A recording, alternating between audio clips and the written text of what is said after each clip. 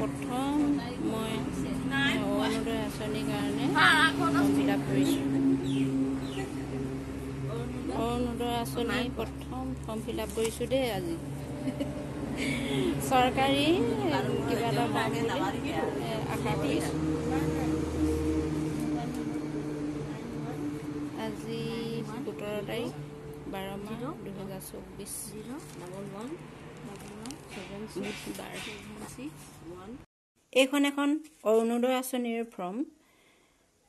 ফৰ্মখনত এনেধৰণে লিখিছে, ভাৰতীয় জনতা পাৰ্টি অসম প্ৰদেশ আৰ্থ-সামাজিক জৰীপ 1 প্ৰপত্ৰ নং 1 ৰেচন কাৰ্ড থকা প্ৰতিটো পৰিয়ালৰ লৈ পৰ্যায়ক্ৰমে অৰুণোদয়।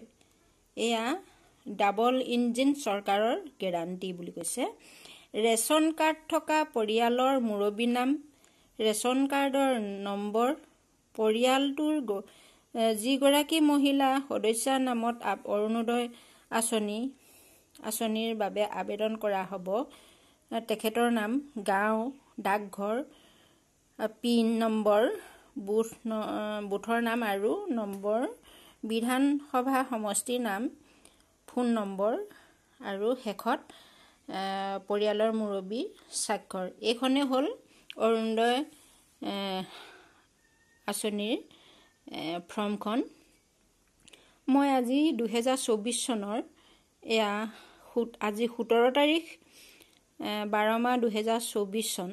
মই আজি এই ফৰ্মখন নাজিমা সদুৱাই ফিল আপ কৰিছোঁ।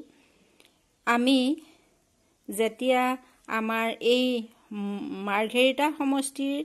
মাৰ্ঘেৰিটা বিধানসভাৰ সমষ্টি ভাস্কৰ শৰ্মা দেৱৰ যেতিয়া তেখেতক আমি কেনভাছৰ কাৰণে বহুত অৱশ্যে কষ্ট কৰিলোঁ আৰু আমাৰ জাগুন গাঁও পঞ্চায়তৰ সভাপতি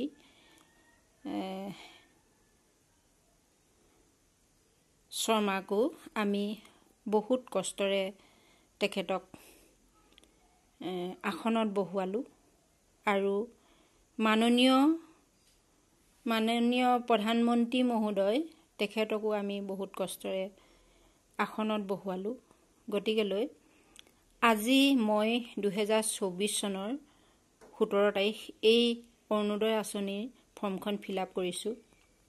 গতিকেলৈ এই ফৰ্মখন অৱশ্যে আগতেও বহুবাৰ পাইছোঁ বা আবেদন কৰিছোঁ। মই বহু ফৰ্ম ফিল আপ কৰিছোঁ, কিন্তু ক'তোৱে একো আজিলৈকে পোৱা নাই। 1998ৰ পৰা মই জাগুনৰ বাসিন্দা হয়। মই ইলেকশ্যনতো বহুত কষ্ট কৰিছোঁ অৱশ্যে। কেতিয়াবাতো কেনভাছত চিঞৰি মাত ভাগি যায়, গলা ফাটি যায়। এয়া আজিলৈকে হয়তো সেই ডিঙি চেৰচৰণি যোৱাই নাই। গতিকেলৈ আকৌ আহিল ইলেকশ্যনৰ দিন।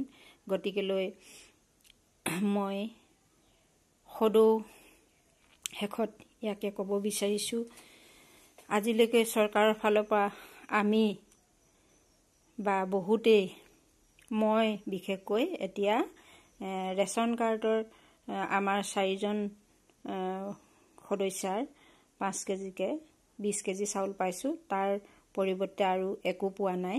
গতিকেলৈ অৱশ্যে সেইবিলাক আমি লোৱাটো অৱশ্যে আপোনালোকে যদি দিয়ে, মাননীয় মুখ্যমন্ত্ৰী মহোদয়, মাননীয় বিধানসভাৰ সমষ্টি ভাস্কৰ শৰ্মাদেৱ আৰু মাননীয় জাগুন পঞ্চায়তৰ সভাপতি দীপক শৰ্মাদেৱ, আপোনালোকে যদি মৰমতে কিবা এটা এই ফৰ্মবিলাকৰ কিবা এটা আমালৈ অনুদান আগবঢ়ায়, তেতিয়াহ'লে নথৈ আনন্দিত হ'ম আৰু কৃতাৰ্থ হ'ম। কাৰণ আমি একেবাৰে দুখীয়া, চাকৰি অৱশ্যে এতিয়ালৈকে একোতে নাপালোঁ।